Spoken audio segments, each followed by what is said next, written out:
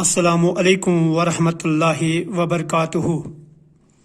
موتیوں کا سوداگر حضرت حسن بصری رحمۃ اللہ علیہ۔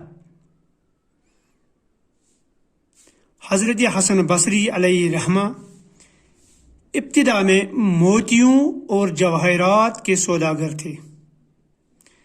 قسم قسم کے موتی اور جواہرات کی آپ تجارت کرتے اور بڑے بڑے بادشاہوں کے پاس جواہرات تحفہ میں لے کر پیش کرتے تھے۔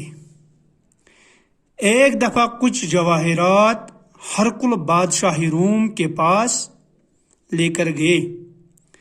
پہلے وزیر سے ملے اور اپنے آنے کا اور بادشاہ کی خدمت میں تحفہ لانے کا حال بیان کیا۔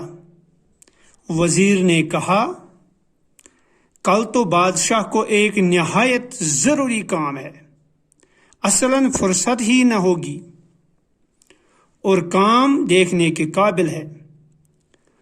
حضرت حسن بصری رحمۃ اللہ علیہ نے کہا کہ میں ضرور دیکھوں گا۔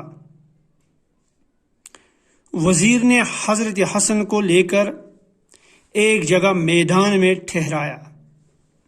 میدان میں ایک خیمہ زری کا قائم تھا۔ اس کے آس پاس اعلیٰ درجہ کی مخمل کا فرش تھا۔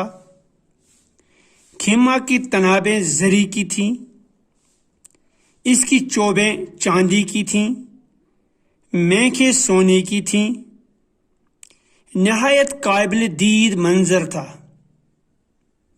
وزیر نے حضرت حسن کو خیمہ کے عقب میں چلمن کے پیچھے کھڑا کیا کہ جس جگہ سے حضرت حسن نے سارا تماشا دیکھ لیا، لیکن وہ خیمہ دراصل شاہی ہرقل کے عزیز فرزند کی قبر پر کھڑا تھا اور آج اس کی سالانہ برسی کا دن تھا۔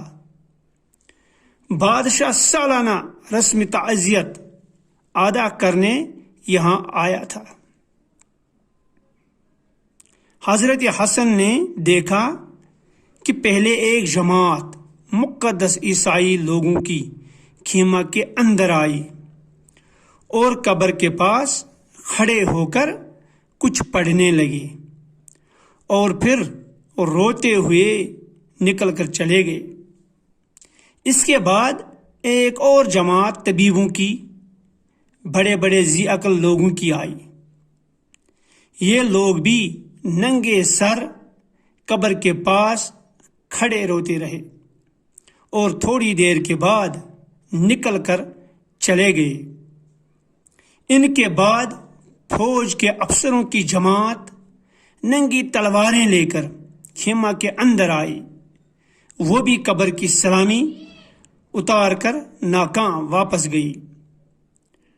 فوجی لوگوں کے بعد ایک جھنڈ نوجوان عورتوں کا آیا جن کے سر کے بال کھلے ہوئے تھے۔